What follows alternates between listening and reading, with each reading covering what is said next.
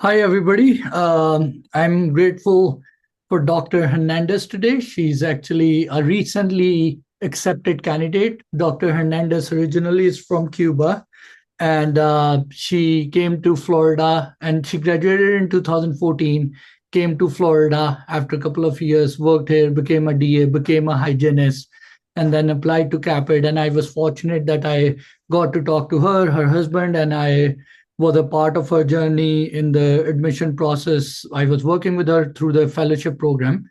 And I've been fortunate that she got accepted recently. And I wanted her to come and talk to me and with other people, especially Hispanic candidates, so they can understand her journey, the challenges she got through, and got accepted in her first cycle. So, hola, doctor. Thank you for coming. Thank you.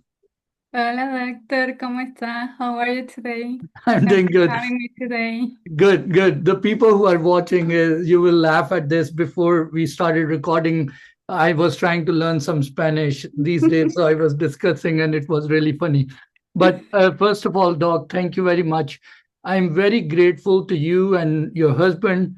Overall, I recent over the past years, I have more Cuban friends, more Cuban candidates I've been working with, Venezuelans, and I felt like the Hispanic community overall has been very nice to me. Like in my dentist school, my best friend name was Eduardo Garcia. He was from Venezuela, and he's the reason I graduated because I he helped me in all the lab work. He would save me with like all the school knew that Adriel is not going to work. Eduardo is going to come and help him. So I personally feel overall the Hispanic community, like all the Hispanic students, are very nice to me, and I'm so so that's one of the reason I wanted to share your story. So imagine the people who are watching this, it could be Hispanic or non-Hispanic. So you graduated in 2014 and now you got accepted to Nova South how NSU, like, Southeastern, Nova Southeastern University, yep, okay. NSU.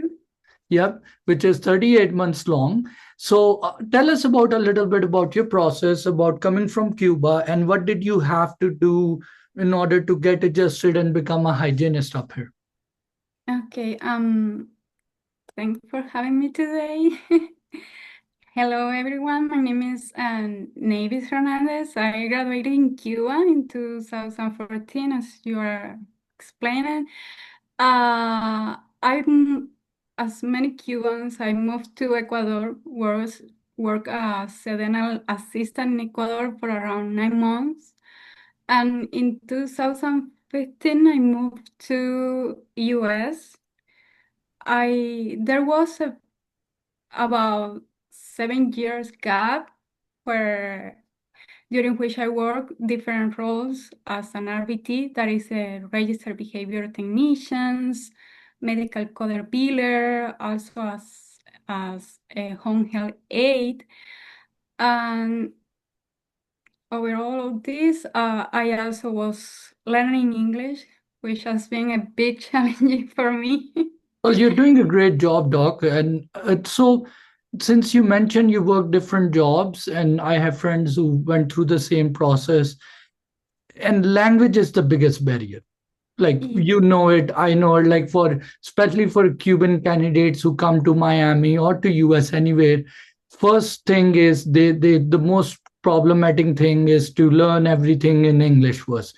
So what, and you can speak in Spanish to people who are listening. What would you say in that 7 year helped you or gave you the most confidence? Because even though you can speak English, but to speak it confidently in front of people is a different challenge, right? Yes, it is. So, what helped you overcome that first challenge? I will say I took some courses in English because my English was, I have to learn English from basics, from Hmm. very basics. And taking some courses in English was really helpful. And during my application process in Caapid, I will say that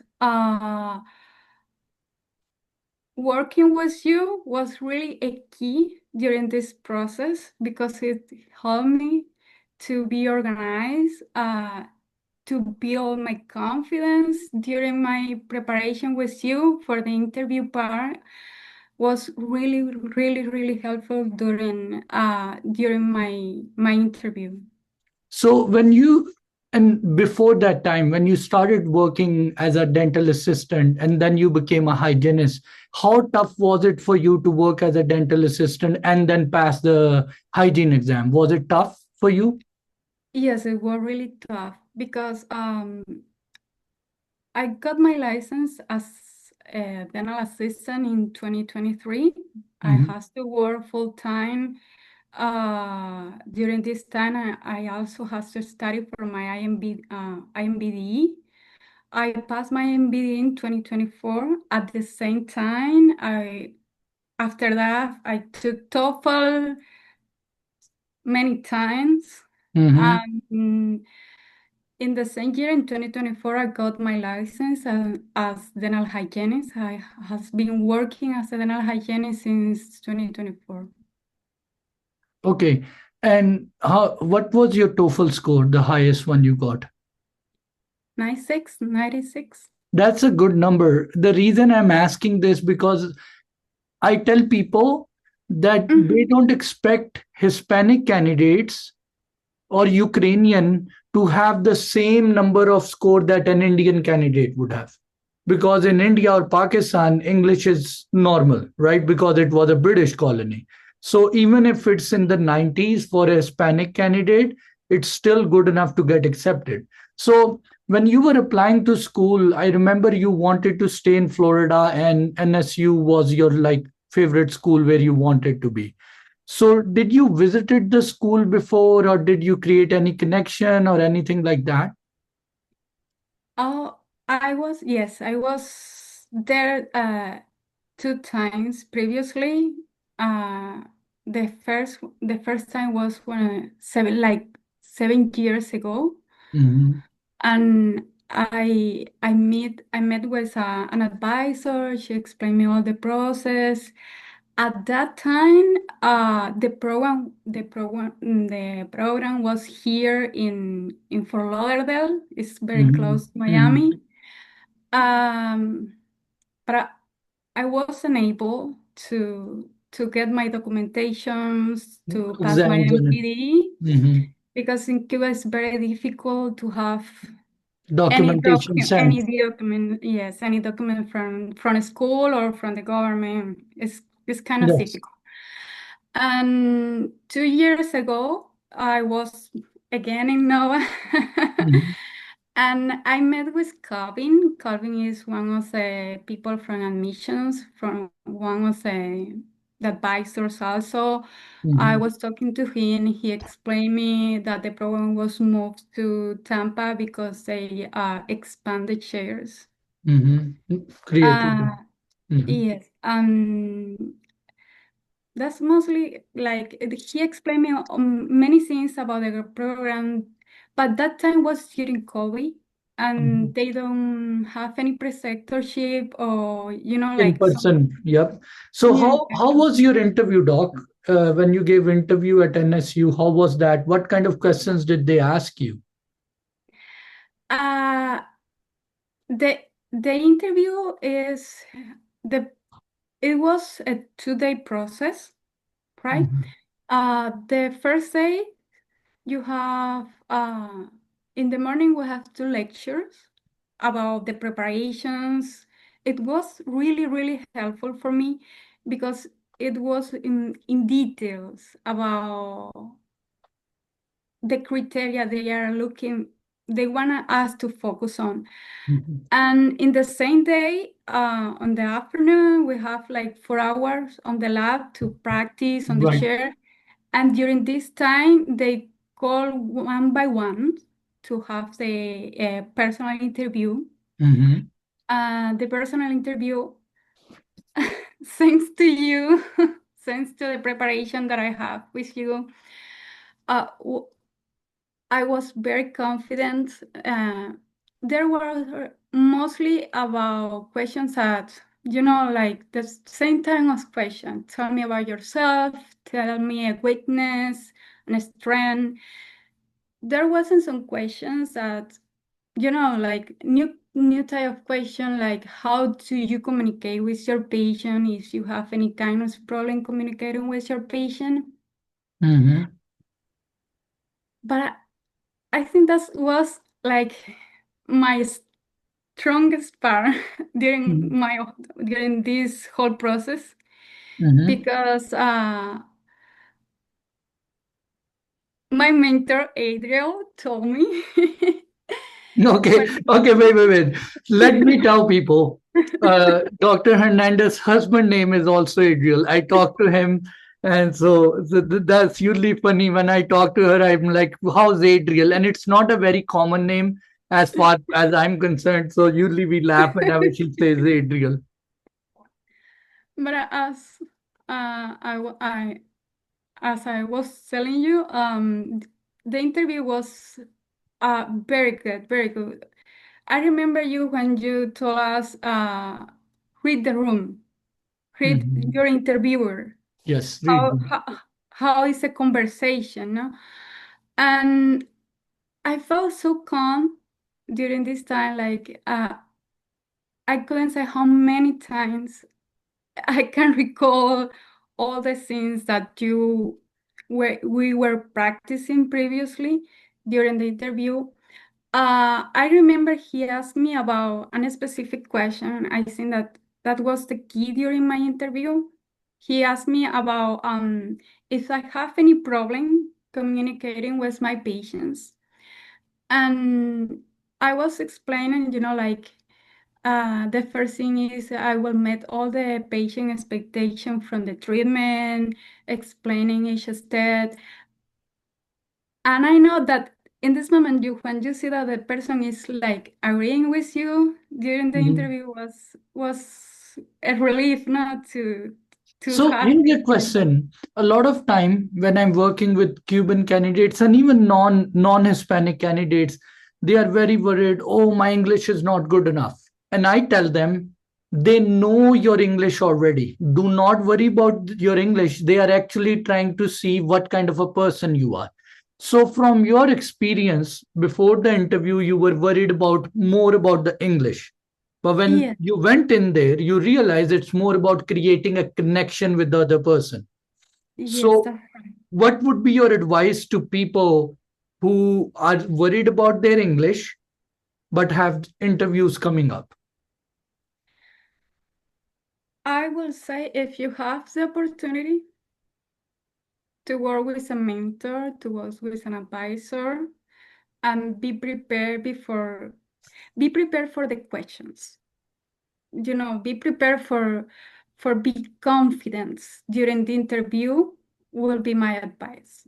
Work with someone that guide you during this process, uh, because sometimes it's how You can say it in Spanish. It's fine. I say it in Algún- Spanish. Yeah, go ahead. I will try it in Spanish. Algunas veces yo diría que uno no se siente cómodo cuando uno habla incluso de, con una persona o con un grado profesional más alto que uno, pero siento que lo más importante dentro de este proceso es estar preparado para el tipo de preguntas que te van a hacer y sentirte confiado a la hora de responder.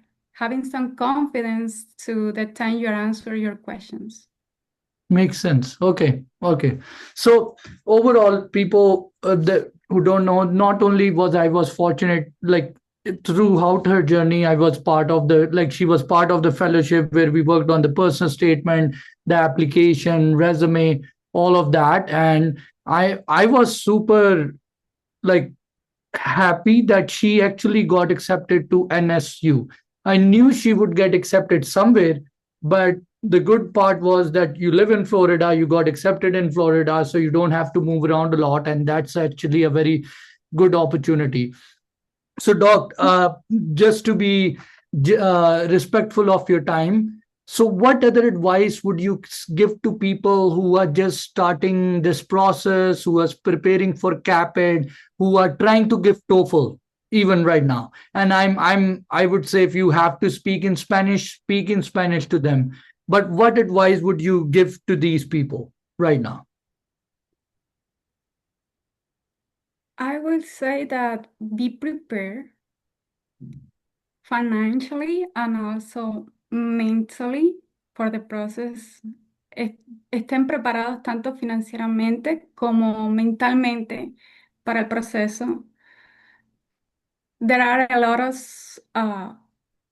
of costs, lot of fees during the application process. If you apply for more than 10 universities, you will have fee for copy, How for much, approximately, how much have you spent until now, including my fee, everything, schools, TOEFL?